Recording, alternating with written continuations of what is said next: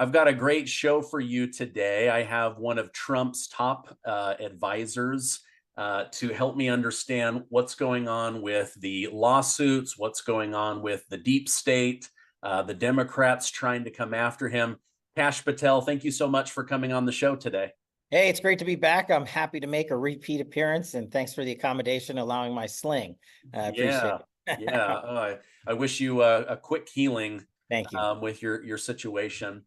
I wanted to get your thoughts on the different legal cases against Mhm. Donald Trump, the misinformation, the undermining of him. Is this just the Democrats, or is this the deep state and the intel agencies all making a move at the same time? Well, I think this conversation is pretty timely because of the disclosures that just happened this week. Let's start with Judge Eileen Cannon and the Florida federal case, the classified documents case, as it were dubbed by the mainstream media. And what she just released reminds me of our days, my days running the Russiagate investigation back in 2016-17. Basically, she put out documentation from the FBI that the DOJ and special counsel, Jack Smith, had withheld not only from Donald Trump, but from public release with redactions. So it basically looked like, one of those memos you've seen with like one word every 17 lines, unredacted, to say, oh, we've provided discovery and everything. But President Trump's defense counsel put forward a timely motion to say, Judge, we need to see what's behind these redactions. This is our client's defense. It's due process. It's not selective. You can't have a prosecutor say, we're going to use this evidence and then withhold the entirety of the document except for 3 words. And what you found out there was unfortunately not surprising. A tool of the deep state, which we learned from Russiagate and the FBI and DOJ abuses, was 1, cover up your corruption. 2, when you get caught with your corruption cover-up network, use the mainstream media to lie for you. And then when all of that fails and you're forced to produce the documents, redact everything. And then say, look, we've redacted, we've provided everything to Congress. Everybody in the media can read it. And then usually most of government services will bend the knee and say, okay, we've gone far enough. But in this instance, the judge went one step further and said, no, just like we did in Russiagate, we want all the redactions lifted. And what do they show? The core of the federal prosecution of Donald Trump being architected by the Biden White House, NARA, and the White House counsel's office and the counsel's office at the Department of Justice. Why is that so important? Because this entire time for 2-3 years, Joe Biden has been saying, the DOJ is independent. I have nothing to do with this. My team has nothing to do with this. No other agency has anything to do with this. And NARA, the librarians who have held some of this documentation, have been saying, their general counsel, we have nothing to do with this. And this shattering documentation shows they have been in cahoots, literally word by word, for years now on the prosecution of Donald Trump. So to say it's not all coordinated from Biden and not rigged for political purposes, that falsehood has been shattered. Yeah, I saw Julie Kelly break the news over on Twitter and Citizen Free Press.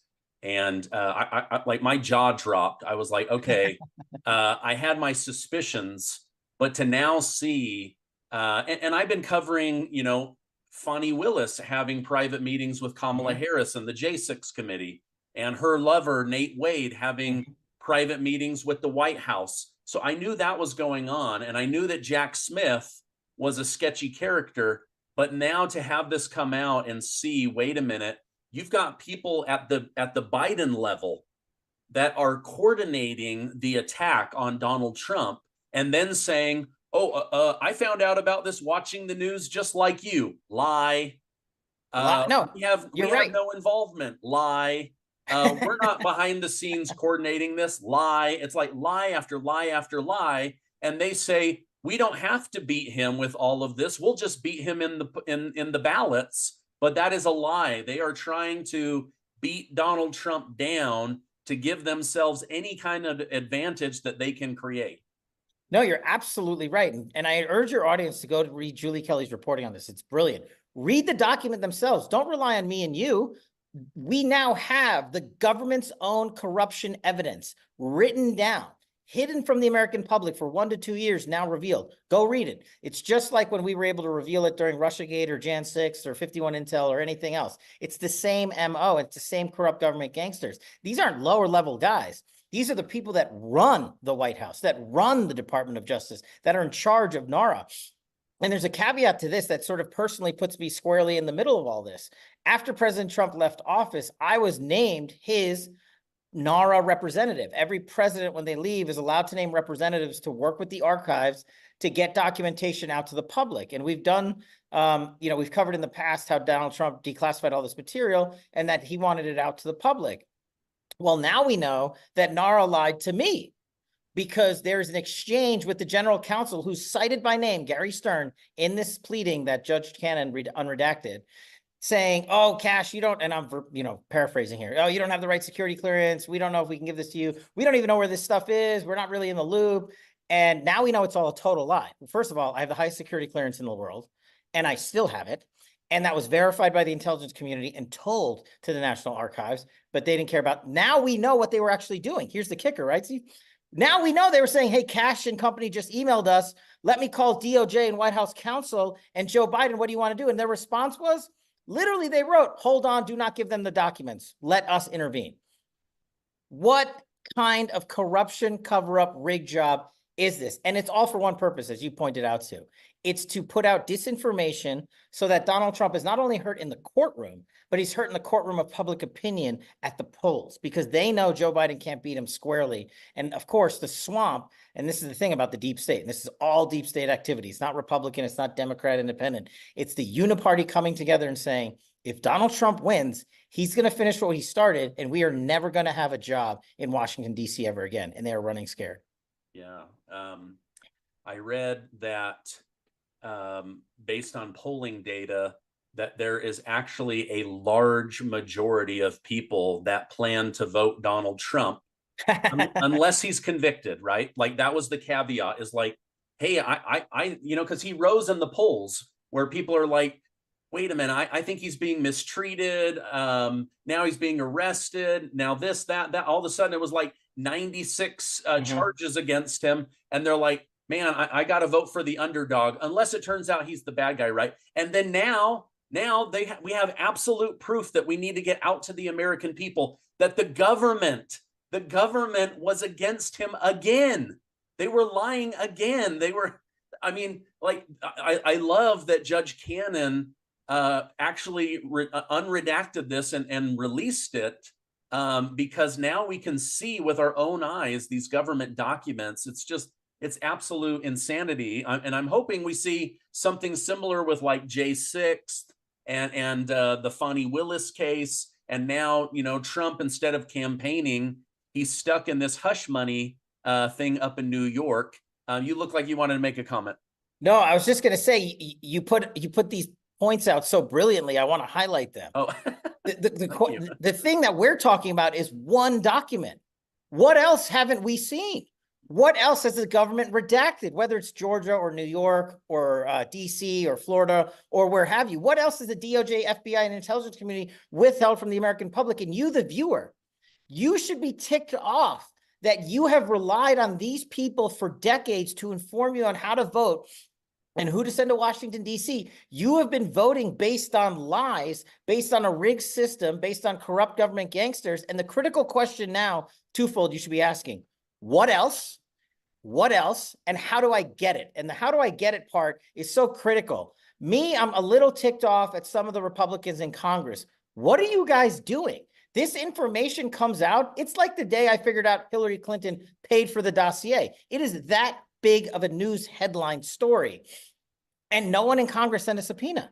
No one said, Jack Smith, you're here tomorrow, testifying under oath. No one said, Merrick Garland, you're here. Bring your investigators. I want all the documents. I want to see them as a member of Congress, unredacted, and then we'll decide what to disclose for the American people. That hasn't happened is really infuriating to me. And I'm probably biased because I ran Russiagate and we figured out a way to break the juggernaut of the swamp in DC. And I feel like this Congress, with 6 months left, owes it to the American people to say, and that's all I've ever wanted. I'm obviously all in for President Trump, but why not let Americans vote on the truth? And then whatever happens in November, I'll be okay with. Hopefully it'll be my guy. But at least people will have voted on the truth, and Congress is failing in this role. Yeah, I think that's all anyone wants is I want the truth so I can make my own decision. Um, speaking of breaking the juggernaut of the Democrat Party, Hillary Clinton, I think it's so interesting that they put out these hit pieces on Trump like don't donate to the Trump campaign because he's going to use that to cover the bills at Mar-a-Lago, or he's going to use that to save his business, or he's going to use that for his court cases, right? But meanwhile, the DNC paid the legal fees and the fines of Hillary Clinton. And the DNC paid the legal fees of Joe Biden's classified documents scandal. Like whatever they say Trump is doing, if you just pull back the swamp creature, and underneath you see they're doing exactly what they're accusing him of. The projection and the hypocrisy knows no bounds. And as if that conduct that you outlined wasn't hypocritical enough and bad enough and corrupt enough from the DNC, let's remind the audience of the two-tier system of justice on display. Donald Trump is currently being prosecuted in the state of New York because his secretary recorded a legal payment, lawful legal payment, to his attorney for being his attorney while Donald Trump was president. Sidebar. Hillary Clinton was caught red-handed with the DNC and her campaign using publicly raised campaign funds to go out and hire a private intelligence official to pay for the Steele dossier. And what did they record the ledger as? Legal fees. They paid Perkins Coie $10+ million to hide the money trail illegally. And here's the kicker. She wasn't using her money. Donald Trump's using his money for a lawful purpose. Hillary Clinton used your money for an illegal purpose, recorded it illegally, created the Steele dossier, the biggest disinformation piece in modern U.S. history, and no one charged her. How can you not charge her and charge Donald Trump? I mean, literally pull the R&D off of it and just look at the fact pattern. And if that were the case, and the reason they had prosecuting Donald Trump currently is bogus, but they should have prosecuted Hillary Clinton because she actually did, to your point, what they are saying Donald Trump is doing, but didn't do. Yeah. Wow. I mean, she just said on a podcast this week, we can't let Trump in because he'll jail people. He'll have people killed. Like this big long list. And I'm like, wait a minute. You want him jailed. You want him killed. Like, again, the projection and the hypocrisy is so interesting. Just this morning, I read that the Epic Times broke this big story that 12 undercover police officers were in the crowd on January 6th, pretending to be Trump supporters. Many of them have now gotten in trouble, but at least one of them has been disciplined for encouraging Trump supporters to go into the Capitol, telling them what to do, which direction to go, on camera chanting, go, go, go. What are your thoughts on the January 6th situation, especially just in the last, I think, 5 or 6 days, several people from the military, from Washington, D.C., and the National Guard all testified that the narrative that we've been told is a lie. They were in riot gear. They were on buses ready to go, and they were completely blocked. And you were in the room at the White House, I believe, when Trump offered up the 10,000 National Guard. So what are you, sorry, that's a long question. No, it's okay. Let's start with the 12 police officers. Do you believe that there were more police officers, FBI agents, other intel people in the crowd? Oh, yeah. Look, this shows another corruption cover-up scandal. Chris Wray, the director of the FBI, went to Congress and lied. He said under oath that, and I'm paraphrasing again, that the FBI had no involvement with January 6th. Okay, that's a lie. Congress did some investigating and found out, wait a second, there were informants. Congress did some more investigating and asked the FBI how many informants, because now we've caught you lying to us that there were FBI informants and undercover assets there. And the FBI's head of the Washington field office, Mark D'Antuono, he's retired now, at that time was overseeing January 6th prosecutions and investigations, literally said to Congress, we had to go and poll every FBI field office in the country because we didn't know how many undercover sources were being utilized by the FBI on January 6th. We still don't know the answer to that. The Epoch Times breakthrough reporting shows us there was at least a dozen law enforcement there. But as a former national security prosecutor and intel guy who ran actual sources, what I want to tell your audience is that doesn't happen overnight. How can the FBI tell us they have no involvement with January 6th whatsoever? And then we uncover that lie and say, oh, there's a couple of sources. And now they're saying, oh, well, they didn't really do anything. Okay, well, Congress, go get the source documents and find out for us. That's a different mission set. But it takes months to train and verify and validate a source. Then it takes months to drop a source into a group for a specific purpose. Are we to believe that this FBI who told us there was no sources is now telling us they don't know how many, that the FBI had to be polled to figure out how many there were? We're going to take their word. And here's the critical question. The FBI kept telling us over and over and over again. Chris Wray said, we didn't know January 6th was coming. Chris Wray is the one who withheld the intelligence about a possible incident on January 6th from the rest of the intelligence community. Put that aside. How can he say we didn't know it was coming when at least a dozen of his field offices had undercover assets in groups on January 6th? That could not have occurred without months and months and months of planning. And so, again, Congress, it's the only lever we have. They're doing some good work uncovering some of this, but there's so much more to go, and they need to ground Chris Wray's fancy G5 jet so he can't run off to vacation and answer questions under oath about lying to the American people, lying under oath, and give us the documents that show us exactly how the government was involved, because all of that speaks to the critical question the Supreme Court is entertaining just this week on the obstruction charge, right? 300 defendants from January 6th, including Donald Trump, have now been charged with a financial crimes obstruction statute. The DOJ has says, we find it plausible to utilize the Enron financial crimes statute. Yes, you heard me right. The Enron financial crimes audit statute, where their accountants destroyed evidence that were supposed to be delivered to DOJ. That's actually obstructing. DOJ was investigating them, and the criminals destroyed evidence. That's what that statute is for.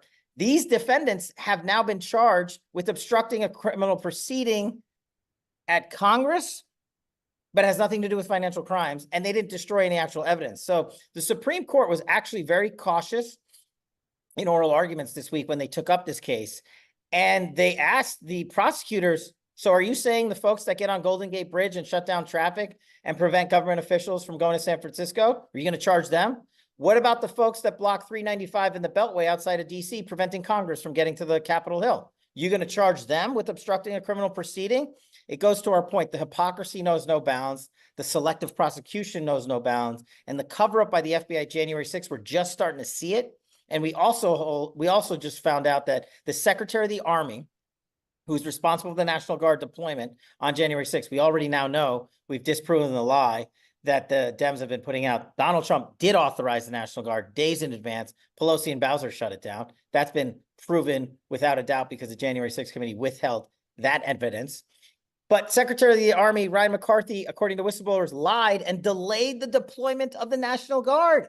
Why are we only finding this out now? What happened to the January 6th committee that was investigating this for years and years and spent tens of millions of dollars putting forward fairy tales about Cassidy Hutchinson and salads?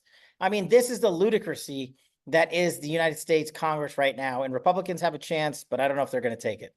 Yeah. Oh man, it's sorry, that was a long one, but no, man, that was just a lot of buildup. It's so much because, and I'll bet you everybody watching this is like, you know, this just, it confirms our suspicions, and yet, you know, we want to see somebody held accountable, right? I feel like Congress should ask Christopher Wray, the head of the FBI, you know, what was the FBI involved in January 6th? And then he'll say no. And then they need to say, show us your hands. And he'll be like, darn it, I was crossing my fingers, you know, like, you got me. I mean, right. It's been proven that these people are lying to Congress, which I believe you can get in trouble for, but nobody seems to get in trouble for. So, you know, maybe the next administration can clean that up. But the other thing that I wanted to get your thoughts on is right now, universities all around the country are holding these anti-Israel protests. Um, they're finding that many of them now aren't even students; they're actors deployed to beef up the numbers, to cause chaos. Who might be behind something like this? This pushing for chaos, hoping that a protest spins out of control so that the police look bad, and the people there have the right to now start throwing bricks, burning buildings. It all seems a little too coordinated to me. Right. And, I'm just guessing here, but didn't George Soros fund the illegal migrant caravans coming north here, causing crime in America to spike, causing innocent American civilians to be murdered, causing American children to overdose on Chinese fentanyl? Yeah, that happened there. So it's not too far of a stretch to think this is a coordinated effort by him or similar groups, perhaps, to fund these large-scale protests. And let's remind everybody of what is actually being protested. You are either for Israel or you're for Hamas. There is no difference. You can't say, oh, I'm pro-Palestine, but I'm not really for Hamas. And yes, I hate Israel. No, if you are not for Israel in this war, you are for a terrorist organization. You are for Iran because they have funded this war. They have funded Hamas's attack into Israel, and they are propping up the Palestinian regime. And you are going out there in the streets of the United States of America and saying that is appropriate behavior. It is your free speech right to say that. I will defend that forever, but I will fundamentally disagree with you that it is the right of the American people to defend our interests and our allies first, and highlighting terrorist organizations as terrorists is first and foremost, and that is something Joe Biden has failed to do. But I think you're going to see these groups metastasize. Like, remember Antifa and BLM and all these other corrupt organizations? They were allowed to burn down courthouses and police stations, literally firebomb police cars, and set towns ablaze. And the mainstream media wouldn't cover it because it was disruptive to their narrative about getting Donald Trump. I think we're going to see something analogous to that happen. We'll cover it, but the mainstream media is probably just going to gloss over and say, oh, look, the conservatives saying the left doesn't have a right to free speech, and they'll spin it with that disinformation twist. Do you think a second Trump term, he would come down harder on riots like this? I know he was personally very bothered by what was happening in Seattle and with Antifa, but then he kind of left it up to the local governments. But do you think maybe in a second term he might come down a little bit harder on that? Look, hopefully he wins, and in the second term, President Trump just does what he's been campaigning on. I'm going to be a law and order president. And that's all I've ever really wanted. People are like, oh my God, the crazy hit pieces are already starting to coming out if you happen to ever have worked for Donald Trump. And I find them hilarious because they talk to no one you ever knew, and they talk to no one you've ever worked with in the last decade. And they're like, Kash Patel is a MAGA extremist. What does that mean? Does that mean that I want a secure border? Does that mean we ended 3 forever wars? Does that mean we withdrew out of Afghanistan smartly? Does that mean we shut down narco trafficking and child sex exploitation? Does that mean we had a great economy? Does that mean we shut down Iran and blew up the terrorists? Yeah, okay, great. You can call me an extremist all you want, but that's what Donald Trump said was his national security mission set. That's not MAGA extremism. That's not right-wing conspiracy. And since when did the left oppose that? The answer is since Donald Trump not only championed it, but successfully accomplished it. So I think what you're going to see is Donald Trump has basically been campaigning on what he did in his first administration. He's just going to get out there and do more of it by sidelining some of the deep state that originally got in the way. And the deep state, as you now know, exists, as we've been talking about, not just in the federal government, they're in state court, they're in county court offices. And so we have to expose their corrupt activities. And if they're responsible for breaking the law, then they too must be held accountable. So hopefully the second administration will do all of those things to restore America's faith in the people that actually sign up to serve. And that's the important thing. Like 99% of these people that I work with are awesome. I don't know their politics. I don't care about their politics.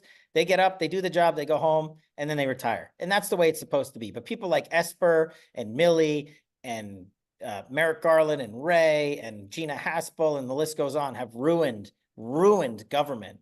And we have a job to rebuild it. And that's going to be a difficult one. Yeah, they've done a lot to hurt the credibility of organizations that had a lot of respect just a few years ago. I wanted to pick your brain and see if you can help me understand this. the government just renewed the FISA uh, Yeah. court warrants. On the one hand, it was abused to go after Donald Trump and others. On the other hand, I believe you've personally used it to keep America safe and take out criminals. What kind of reform could there be, or what's the proper balance so that this can be used as a correct tool and not as a political enemy's tool? Yeah, look, I'm also the guy that went out and found that the FISA court process was unlawfully utilized by the FBI and DOJ to illegally surveil an American citizen who happened to be running for president. So I'm in like 3 different camps on this thing, right? And to me, in the Russia Investigative Measures report that we put out a slew of referrals and recommendations in terms of how to fix the FISA process. And then the hilarious thing is guys like Andy McCabe, the former deputy director of the FBI, who was the one that signed the fraudulent bogus warrant and authorized the illegal surveillance, who lied to federal investigators about leaking sensitive investigatory information to the press for political purposes. This guy gets on CNN and is talking about, oh, Donald Trump doesn't understand the difference between 702 and FISA. Hey, man, you guys abused all of it, not just 702, all of FISA. Christopher Wray was caught 278,000 times last year alone, illegally surveilling American citizens through 702 collection processes. And what does he get? He gets rewarded with a new FBI headquarters building. I mean, this is the kind of conduct that has to stop. But with FISA, I'm also going to be the guy that tells you as a national security prosecutor and intel guy, we need it. I used it to stop people from blowing up state capitals. I used it to manhunt terrorists down in theaters of war. I used it to go after, some serious criminal, nefarious activity that Americans will never hear about. But I understand the cautious approach because of so much abuse. And what we can't do is what I talk about in my book is there can't be an overcorrection. We just need a correction. And so what people are jerking at now is, well, we got to take it away completely. These guys are animals. They've broken it and it's shattered. And look, they're justified in having that position. But we need a certain set of requirements in place, not created by the guys that broke the law, i.e. Christopher Wray, Andy McCabe, and the FBI. You can't have the cops police themselves once they've been caught being the biggest criminals in modern U.S. history. And what we need to do is we need to put an ombudsman in the FISA court. We need to have a defense attorney in the FISA court. We need to have transfer. These are just simple things. These aren't rocket science. It doesn't cost a ton of money. And I think Congress didn't do enough to go out there and put out the reforms necessary right away to educate the American people that we can have it. We can have both. And the sad thing is the people that ruined it for us are still in power. And the question is, what are they doing with these authorities now that they've been renewed against everyday American citizens? Congress should be auditing the FBI right now. Yeah, well, the FBI, the Federal Reserve, the military. There's a lot of auditing that could benefit the country. In our final minutes, tell me about your book, Government Gangsters. What's it about? What are we going to learn by buying it? Hey, thanks so much. And look, you really helped make Government Gangsters a bestseller, which it has been for 6 months. And here's a really cool announcement I get to make on your show. Government Gangsters, the movie, is releasing next month. Yes. That's right. We are turning the best-selling book of the year, Government Gangsters, into a movie. We teamed up with War Room Studios, and we are going to do across the country, previews and film appearances. So stay tuned. But listen, the reason we wrote Government Gangsters is what we've been talking about. You have to identify the deep state. You can't just say it exists. You have to identify the people. You have to show how they abused the powers of government and broke the law. Then you got to provide solutions. And that's what Government Gangsters is. There's a glossary from A to Z in the back of people, Republicans and Democrats, who are government gangsters. There's also a shorthand on how to fix these agencies and departments we've been talking about. FBI, DOJ. We didn't really talk about the IC or DOD. It's all fixable. And there's a reason Donald Trump called Government Gangsters the blueprint for 2024. It's the wrecking ball of the deep state. Let's go educate the masses, buy the bestseller. And I hope to see you in theater with Government Gangsters, the movie, next month. And thank you so much for helping that book become such a great success. Your audience has been fantastic. Governmentgangsters.com and also wherever books are sold. Yeah, that's awesome. I didn't know that you guys were doing a movie. That's really exciting. Your book, I feel like, presents the problem, but also the solution. And if you have a solution, there's hope. And so I want my viewers to know, even though sometimes my show can be a little bit negative, I still have a lot of reason for hope. I do too. And I think that we're going to see good things this election cycle, and America is still a great place. And so thank you for fighting for us. Thank you for fighting for America. I'm excited to see what the future holds. Kash Patel, I'm going to put a link to the book down below. Thank you so much for coming on, and I hope you have a great rest of your day. Thanks so much, and I'll catch everybody on Truth